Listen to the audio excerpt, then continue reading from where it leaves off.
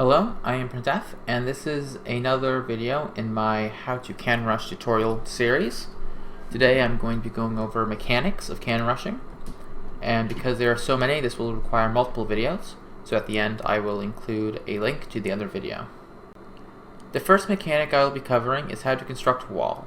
This is what can rushing is predicated on, and is therefore the most fundamental concept in can rushing. So the structure you'll be using most often for walling is the pylon. This is a 2x2 structure which walls normally. What I mean by normally is if you place a pylon here and a pylon here with one hex overlap, you cannot walk through them. Your probe will automatically path around. However, if you place a pylon up here with that diagonal touching, your probe can squeeze through. However, a stalker cannot. Stalker is too fat to fit through that gap.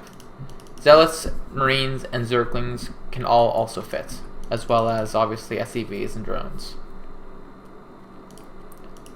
Vespene geysers and gateways and cybernetic scores all wall normally, which means that diagonally, probe can squeeze through, stalker cannot, and touching like this with one overlap, nothing can fit. Nexi are weird. A nexus does not wall normally. If you place a pylon here, you can squeeze through even though there is overlap. If you place the pylon here, however, with two squares of overlap, you cannot fit.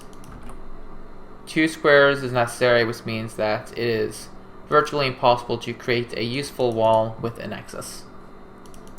Mineral patches also do not wall normally. With them, you can place a pylon along the diagonal and create a solid wall.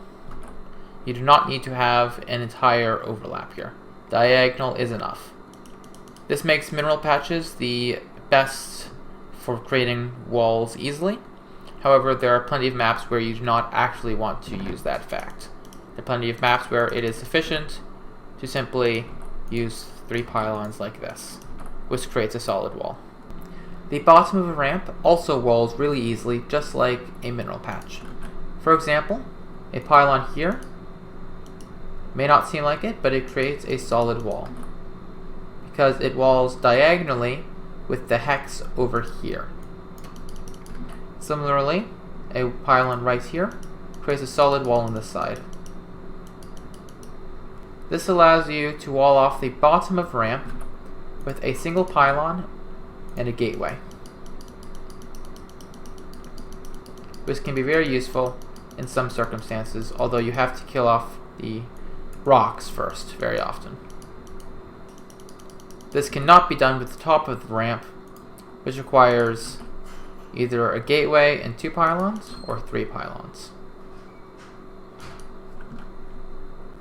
So what makes a wall a good wall? What makes it a strong wall? Well, there are a couple factors here. One is surface area. For example, if we were to make a wall here, here, and here, which, note, walls correctly with this mineral patch, this is a wall. Is it a good wall? Well, this pylon over here has two hexes of surface area. This one over here also has two, although it can be attacked by an extra probe up here on this third one. And this pylon over here has about 4 hexes, if we count the diagonal. So this pylon is going to be falling first. So what can we do about that? Can we reinforce that pylon? Well, it turns out we can. When this pylon up here dies, we can immediately, before any units come in to block the placement, create another backup pylon right here. And that allows us to defend whatever cannon we decide to place here, or here, or here, or even up here. However, that is not the best wall we can create. It is a good wall, but not the best. If we were to put a pylon here, here, and here, this would be ideal because it would be impossible to break. You can't get into it by just walking, and you can reinforce here and here, and then you could even reinforce this pylon with numerous pylons if you so desired. However, it's irrelevant because with only one hex of surface area, this pylon will never fall. However, to actually create this wall requires a lot of movement. You have to first move up here, then move down here, then move all the way over here, which will take probably 15 seconds and means that the enemy will certainly block you. Such, it is not always necessary to actually create the strongest wall possible. It is often sufficient to simply create a wall that cannot be broken and can be constructed quickly. This wall would satisfy that. It would take far too long for enemy probes to come all the way around here to block the placement, and it would take too long to come around here to block this placement or this placement. So the wall will come up in time. It can be reinforced like this, and then if this were to fall, which again it won't because of only one square surface area, you can reinforce this one as well. And this gives you plenty of time to get the cannon up behind the wall. So this one is the best because of all three factors coming together. The amount of time it takes to move from each pylon to construct the wall initially, the amount of surface area on it, 2 squares here, 1 square here, 1 square here, and the ability to reinforce it. So let's say we wanted to create a wall here, here, here. This is a decent wall with minimal surface area, as we covered earlier, and the ability to reinforce. Now let's say the opponent does not pull to come destroy us. We can place a gateway down, a cannon down here, cancel both these, place a gateway, and escape. This gateway will make a complete wall, and it is effectively free because we canceled both pylons, although we will lose some money if we choose to cancel it. But most importantly, we do not need to cancel it because it can provide us with zealots, and by canceling those 2 pylons we get our probe out and free to do other work. So what about walls that look good but in actuality are bad? Well, here's a wall that looks very good but is in fact complete garbage. This is a complete wall. You cannot get into it or out of it. And then you can place a cannon in here. So why is this bad? Well, this pylon only has 2 squares of surface area. That's pretty good. But this pylon over here has 5. We have 1 here, 1 here, 1 here, 1 here, and 1 here. This pylon will fall very quickly, and there's no room to reinforce it. This means that this cannon will not have time to finish. So what exactly do I mean when I say reinforce? Well, let's say we have our wall like this. The opponent pulls his probes to come kill this pylon because he wants it dead. He doesn't want us to win this game immediately with a dirty cannon rush. Well, we don't want to lose immediately, so we can place our cannon here, and then we could immediately place another pylon here, right? This pylon is totally safe, and it'll protect the cannon. But the better course of action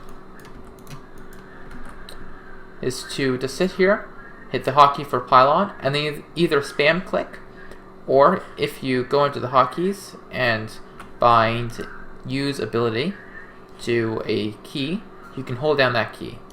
As soon as that first pylon dies, the second pylon gets built, and we're in great shape. So let's say that we're doing a more distance cannon rush. Instead of going behind the mineral line, we are choosing to start out here and go attack the opponent with cannons eventually by creeping in towards the nexus. So we place a pylon here, pylon here, pylon here to make the wall. Right? Well, this can be done more efficiently. We place the first pylon here, and then we wait. If he doesn't pull probes, there's no reason to waste our money finishing the wall. If he pulls, then we run here, we quickly finish the wall, and we sit pretty. We then wait for this pylon finish, get our cannon, and squeeze out of the wall. Then, because we don't want to waste money, if he pulls his probes back after we get the wall up, we can simply cancel and rebuild these pylons, assuming that we take care to not allow his probes to get in and destroy the cannon. By doing this repeatedly, we can save considerable amounts of money. Even if we have to rebuild them both 2 times, we still have saved ourselves 50 minerals. Because with 3 cancels, we lose 25 each, and we are left with 50 minerals more than if we let them finish. So it is almost always a good idea to cancel and rebuild the pylons if you're given the opportunity. So another similar trick is, let's say we build a pylon here. We see the enemy pulling his probes, so we quickly finish up the wall like this. Probes on attack move.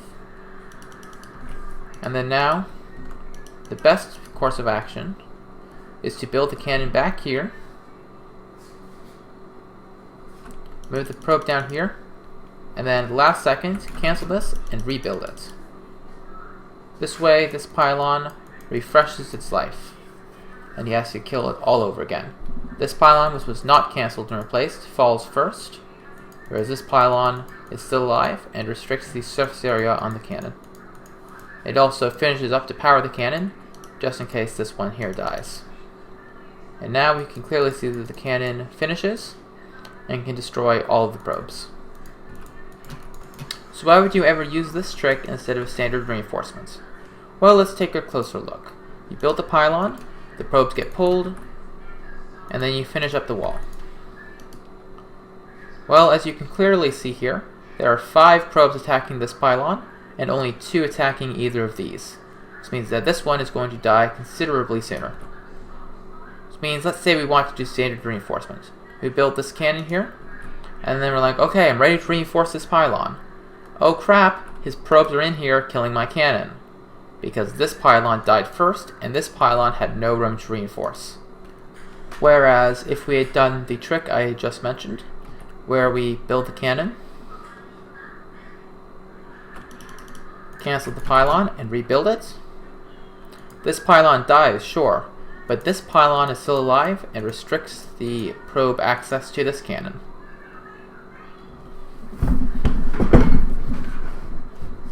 Which once again allows this cannon to finish, and even if it does not win the fight, it will at the very least deal damage.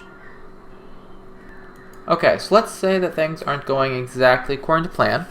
You have this pylon finished, but it's in an awkward spot. You manage to get your probe in here, and you proceed to do this. This is far from ideal, but it's what happens. So what do you do now? Well, you can't really reinforce this pylon anywheres. So what you do is you go here, you put your probe on hold position, and this buys your cannon just enough time to finish. His probes kill off this pylon, and now they still have to make it through your probe. This probe buys you 8 probe attacks because it has 40 life, and probes do 5 damage. Let's say even he's smart and splits his probes up like this. Gets these guys in here to kill this thingy. But the cannon has been bought enough time to do critical damage, killing 6 whole probes before it falls. Because you put your probe in hold position here and bought it good 5, 6, 7, 8 seconds. Because it takes 8 shots to kill. So sometimes even hold position can't save you. In this case, you have to rely on your opponent making a mistake, but it's a fairly common mistake, so it's generally a safe bet. Let's say that this is your wall off. The opponent pulls his probes, and he decides to come kill this pylon. Well, what are you going to do now? I mean, you've got your cannon that you can place as soon as your pylon finishes. And then now what? I mean, the enemy probes are right here, and they're going to, as soon as this finishes, come kill you. Or are they? If they're on target fire, you have plenty of time to rebuild this pylon as soon as it dies. The probes will then sit there stupidly for a little bit staring at it before the enemy notices and tells them to attack it again. Sometimes I've even had opponents who target fire multiple times in a row, and I can actually replace this twice, simply by rebuilding it as soon as it dies. Now, don't ever rely on this, because it does depend on the opponent making a mistake. But if you have no other options, it can be very powerful, and really makes the opponent regret that target fire decision. So let's say that your opponent isn't an idiot, and he doesn't do that whole target fire mistake. you've got this wall going. Your opponent comes over here, and he goes an attack move. Well, if you pull this probe down here, it's suddenly a higher priority, and the probes pull off to come attack it. This can save your pylon, or force him to go target fire it. He target fires it. You can tell because your probe's not being attacked. This means that you can now replace it. However, if the opponent is intelligent, he can actually avoid this by queuing up target fires. This leaves you no time to attack it, because as soon as it dies, if the opponent's things aren't your ally, and then they'll come target you. That is a glitch, I presume, because of the way that the unit tester works. That is entirely a glitch in the unit tester. In the actual game, that does not happen. And if he queues up his attack moves, he can come break through your wall. So let's say things are going well. You've got your cannon up behind a pylon wall, and it's time to start pushing towards the enemy base. But he's got a zealot out, and this makes things complicated. You don't want to get too greedy. Place your cannon up here, because then the zealot just kind of comes over and kills it. That's bad. You also don't want to place your cannon all the way back here. Just because it's safe doesn't mean it's good. This is far too close to your original cannon and doesn't push quickly enough. So what do you do instead? Well, the correct answer is you place your cannon here. Now, yes, the zealot can come attack this safely, but you're going to need a pylon anyway, and if you place it right here, it can guard the cannon, giving the zealots no safe access point. This means he's forced to just kind of sit back, maybe attack the pylon a little bit, but that's never going to die. And this means that your cannon can finish safely, and then it can guard this pylon, and you can push his base really hard.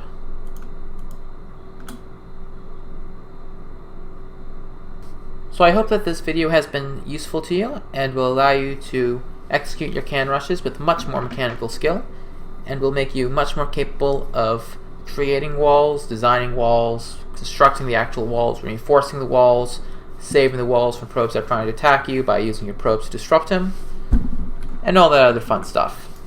To refresh, we went over how to make a wall tight, how to make walls strong, how to reinforce a wall and design a wall that is reinforceable, how to cancel and rebuild a pylon in case perhaps there's no other way to reinforce your wall, how to rebuild a pylon on death if the opponent is target firing him, how to punish him if he is on attack move, so now you can punish both an attack move and a target fire, how to guard a cannon with a pylon to prevent a zealot from being able to attack it, and how to use a probe on hold position to buy time for a cannon to finish.